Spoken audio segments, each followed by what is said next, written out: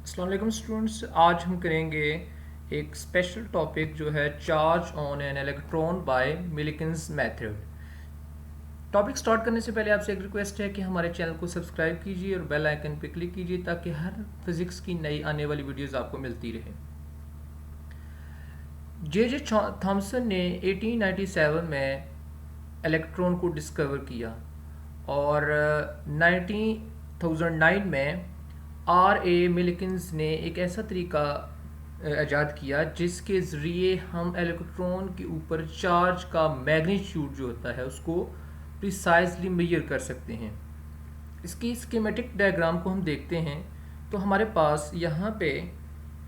एक कंटेनर है जिसको हमने सी कहा हुआ है और ये एटोमाइज़र है जिसके ज़रिए हम ऑयल ड्रॉप करते हैं, यानी कि ड्रॉप्स की सूरत में ऑयल ड्रॉप होता है यहाँ पे।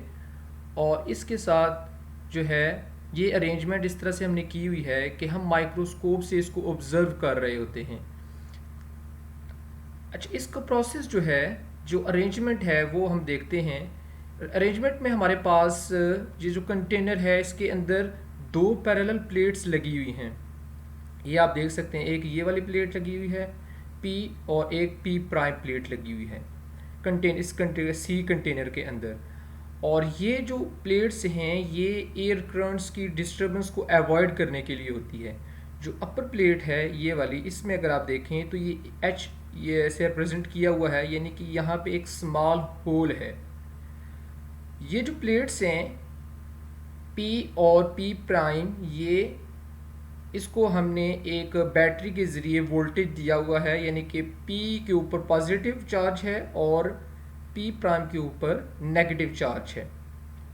जब हम इसको वोल्टेज देंगे तो इन दो प्लेट्स के दरमियान इलेक्ट्रिक फील्ड क्रिएट हो जाएगा जिसकी डायरेक्शन पॉजिटिव टू नेगेटिव होगी और इसका जो इलेक्ट्रिक फील्ड का मैग्नीट्यूड होगा वो V/D होगा,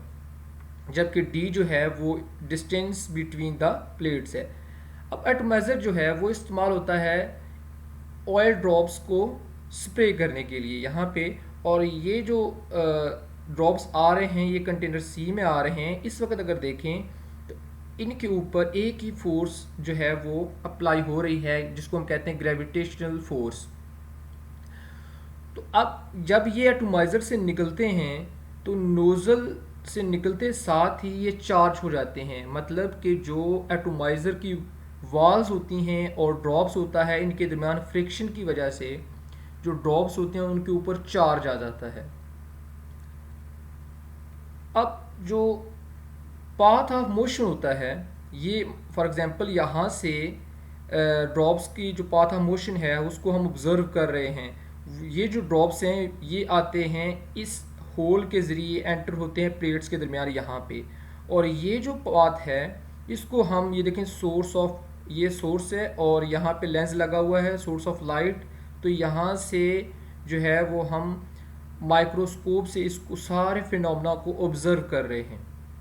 ये जो ब्लू एरिया है ये सारा माइक्रोस्कोपिक एरिया है, यानी कि माइक्रोस्कोप के ज़रिए हम इसको ऑब्ज़र्व कर रहे हैं। अब हम इलेक्ट्रिक फील्ड जो थी प्लेट्स के दरमियान उसको ये जो इलेक्ट्रिक फील्ड है जो पॉजिटिव और नेगेटिव प्लेट के दरमियान है इसको हम इस तरह से एडजस्ट करते हैं, यानी कि इलेक्ट्रिक फील्ड की वैल्यू इस तरह से रखते हैं कि जो ग्रेविटेशन फोर्स असरअंदाज हो रही होती है ड्रॉप के ऊपर वो इक्वल हो जाती है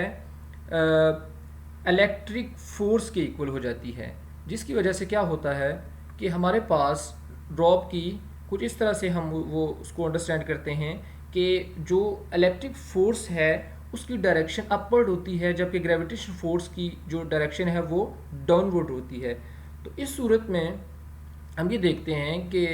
हमारे पास ये जो दोनों फोर्सेस इक्वल हो गई हैं और यहाँ पे Q जो है E ये इलेक्ट्रिक फोर्स है, mg ग्रेविटेशन फोर्स है, ये दोनों इक्वल हो गई हैं। अब जो इलेक्ट्रिक फील्ड है उसकी वैल्यू क्या थी, उसका मैग्नीट्यूड था V/D, वो हम इक्वेशन 1 में पुट कर देते हैं। तो हमारे पास जो इक्वेशन 1 है वो आ जाएगी QV/D is equal to mg। Q को हमने सेपरेट किया क्योंकि हमने जो चार्ज है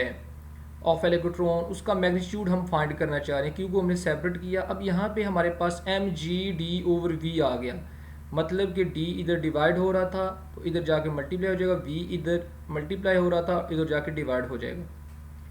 अब हमको जो वोल्टेज हमने अप्लाई किया उसकी वैल्यू तो पता है, और डिस्टेंस बिटवीन द प्लेट्स जो p और p प्राइम के दरमियान वो भी पता है, g की वैल्यू आपको पता है। अब मैस की वैल्यू यहाँ पे अननोन है, उसकी वैल्यू को फाइंड करने के लिए हमने क्या किया कि in order to determine the mass of the droplet, अगर हम ड्रॉपलेट जो है उसका मैस फाइंड करना चाह रहे हैं तो हमने क्या किया, इलेक्ट्रिक फील्ड जो थी प्लेट्स के दरमियान p और p प्राइम के दरमियान उसको हमने स्विच ऑफ कर दिया। इस सूरत में क्या हुआ, जो इलेक्ट्रिक फोर्स असरअंदाज हो रही थी ड्रॉप के ऊपर वो ख़त्म हो जाएगी, और एक ही फोर्स जो ग्रेविटेशनल डाउनवर्ड फोर्स थी वो उसके ऊपर असरअंदाज होगी। इस सूरत में जो पार्टिकल है वो टर्मिनल वेलोसिटी गेट करता है, यानी कि यूनिफॉर्म वेलोसिटी, और ये बड़ी स्लो स्पीड होती है। तो इस सूरत में हम जो कहते हैं कि एयर रेजिस्टेंस के ऊपर असरअंदाज होती है, जिसकी वजह से जो स्टोक्स लॉ है उसके मुताबिक ड्रैग फोर्स जो है वो इक्वल होती है 6 pi eta r v t is equal to m g, यानी कि एफ को is equal to m a लिखते हैं तो जी जो है ग्रेविटेशनल एक्सेलरेशन है तो एम जी लिख लेंगे एम ए की बजाय। अब यहाँ पे हमें पता है कि जो मैस होता है वो होता है volume multiply by rho, volume of drop होता है 4/3 पाई आर क्यूब। तो यहाँ पे हमने जो मैस की वैल्यू है ये वाली ये यहाँ पे पुट कर दी और साथ इसके ये जी आ गया,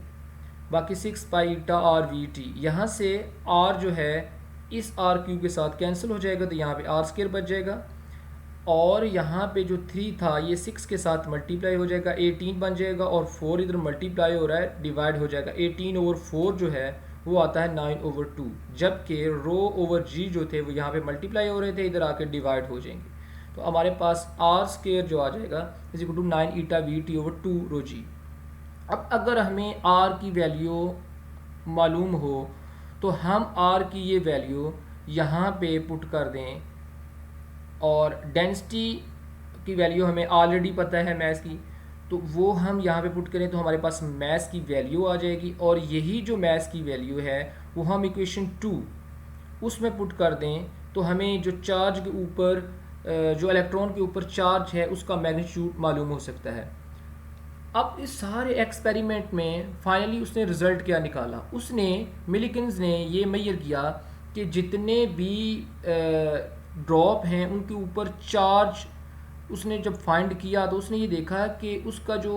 हर ड्रॉप के ऊपर चार्ज जो है उसकी मैग्नीट्यूड की वैल्यू इंटीग्रल मल्टीपल थी मिनिमम वैल्यू ऑफ चार्ज के,